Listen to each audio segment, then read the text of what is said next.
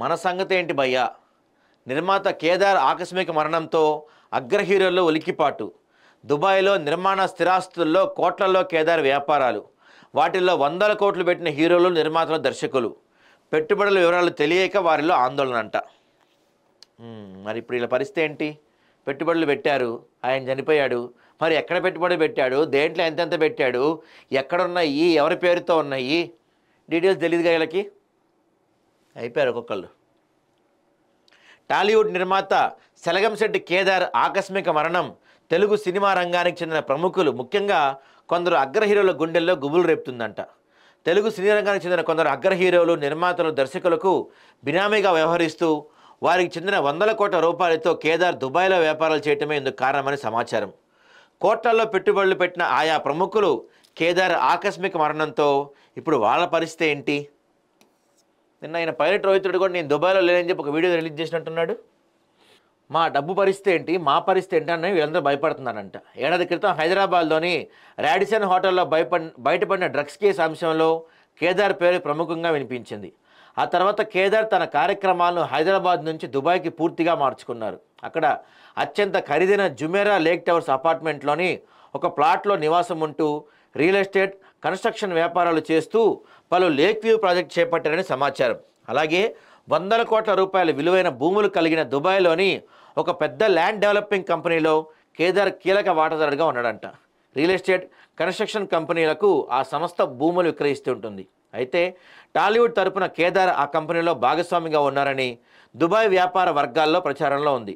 Register of company సమాచారం మేరకు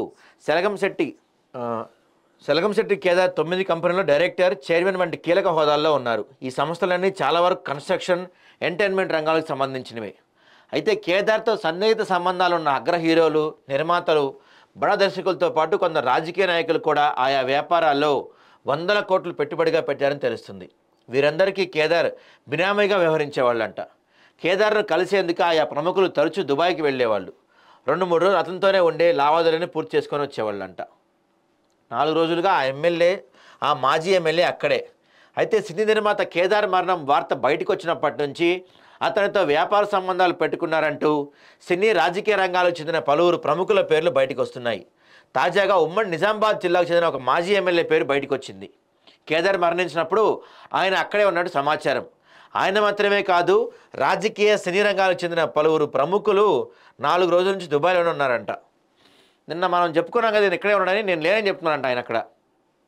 కేదార్ చనిపోయిన సమయంలో మాజీ ఎమ్మెల్యే పైలట్ రోహిత్ రెడ్డి అక్కడే ఉన్నానంటూ జరుగుతున్న ప్రచారంపై రోహిత్ రెడ్డి స్పందించారు. తాను దుబాయ్లో లేనని, హైదరాబాద్లో తన నివాసంలో ఉన్నానని ఒక వీడియో రిలీజ్ చేశారంట. మరి ఆ వీడియో నిజంగా తెలియదు, కానీ నిన్నైతే ఆయన ఒక వీడియో రిలీజ్ చేశారు. నేనేం దుబాయ్లో లేనురా బాబు, ఇక్కడే ఉన్నాను, నన్ను అనుమానించకండి, నాకు దానికి ఏం సంబంధం లేదని చెప్పారు. కానీ అఫీషియల్గా, అనఫీషియల్గా మాట్లాడుకుంటే కేటీఆర్, ఆ చనిపోయిన కేదార్ అనే వ్యక్తి, ఈ రోహిత్ రెడ్డి, వీళ్ళంతా బిజినెస్ పార్ట్నర్స్ కదా. చాలామంది సినిమా వాళ్ళు ఉన్నారు చూడండి ఇందులో. ఇది చూడండి ఇంకోటి, కేదార్ది అసలు అనుమానాస్పద మరణమేనా? ఇంకా దొరకని దుబాయ్ పోలీసుల క్లియరెన్స్. సాధారణ మరణాలు 24 గంటల్లోనే ప్రక్రియ, అనుమానాస్పద మరణాల్లోనే ఆలస్యం. వరుస షెడ్యూల్స్తో నిద్రలేని కేదార్, మాజీ ఎమ్మెల్యేని ప్రశ్నించిన పోలీసులంట. అసలు ఈయన చనిపోయిందా, ఏదైనా హెల్త్ బాగోక చనిపోయాడా, లేకపోతే ఏదైనా డౌట్తో చనిపోయాడా, హై ఓవర్ డోస్ అవటం వల్ల చనిపోయాడా, ఏంటి అనేది ఇప్పటికీ ఎవరికి తెలియట్లా. సాధారణంగా దుబాయ్లో ఎవరైనా చనిపోతే పోలీసులు 24 గంటల్లో క్లియరెన్స్ ఇస్తారు. పోలీస్ క్లియరెన్స్ అందగానే మృతదేహాలను ప్యాక్ చేసి స్వదేశానికి పంపేందుకు ఏర్పాట్లు జరుగుతాయి. కేదార్ విషయంలో మాత్రం 2 రోజులు అవుతున్నా ఈ ప్రక్రియ తుది దశకు చేరలేదు. కనీసం మరణానికి కారణాలు కూడా వెల్లడించలేదు. అనుమానాస్పద మరణాల విషయంలోనే పోలీసులు తమ దర్యాప్తు పూర్తి చేశాకే మృతదేహాలను అప్పగిస్తారు. హాస్పిటల్లో చికిత్స పొందుతూ మరణించిన గల్ఫ్ దేశాల్లో పోలీసులు వెతక తప్పనిసరి. మృతదేహానికి వైద్య పరీక్షలు పూర్తి చేశాకే బంధువులకు అప్పగిస్తారు. కేదార్ విషయంలో మృతదేహానికి పోస్టుమార్టం పూర్తయినా వివరాలు వెలువరకు రాలేదు. పోస్టుమార్టం నివేదికను తదుపరి దర్యాప్తు నిమిత్తం తరలించారు. అయితే ఆ వివరాలను ఎక్కడికి పంపారనే విషయాన్ని బహిర్గతం చేయలేదు. అక్కడి నుంచి ప్రాథమిక నివేదిక వచ్చే వరకు మృతదేహాన్ని అప్పగించే అవకాశం లేదని తెలుస్తుంది. అదండి పరిస్థితి. కేదార్ వరుస షెడ్యూల్తో 3 రోజులుగా నిద్రకు దూరంగా ఉన్నారంట. ఒక శుభకార్యానికి హాజరైన కేదార్ ఆదివారం భారత్-పాక్ క్రికెట్ మ్యాచ్ కూడా చూశాడంట.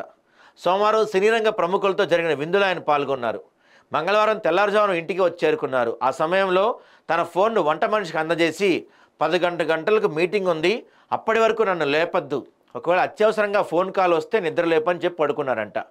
ఒక నెంబర్ నుంచి వరుసగా ఫోన్ కాల్స్ వస్తుండడంతో వంట మనిషి కేదార్ని లేపేందుకు ప్రయత్నించగా విగతజీవిగా కనిపించారు. సమాచారం అందుకొని కేదార్ ఇంటికి వచ్చిన దుబాయ్ పోలీసులు వంట మనిషిని సహా 4గురిని విచారించారు. వారిలో ఒక మాజీ ఎమ్మెల్యే కూడా ఉన్నారంట. సదరు మాజీ ఎమ్మెల్యే పోలీసులకు స్టేట్మెంట్ ఇవ్వగానే భారత్కు తిరుగు ప్రయాణమైనట్టు తెలుస్తుంది. పోలీసులకు స్టేట్మెంట్ ఇచ్చి తిరుగు ప్రయాణమైనట్టు తెలుస్తుంది. అంటే మరి ఆ ఎమ్మెల్యే ఎవరు? నేను అక్కడ లేను అని చెప్తున్న ఆ ఎమ్మెల్యేనే స్టేట్మెంట్ ఇచ్చి వచ్చేసాడా ఏంటో మరి చూడాలి. దీని మీద చాలా మిస్టరీగా ఉంది.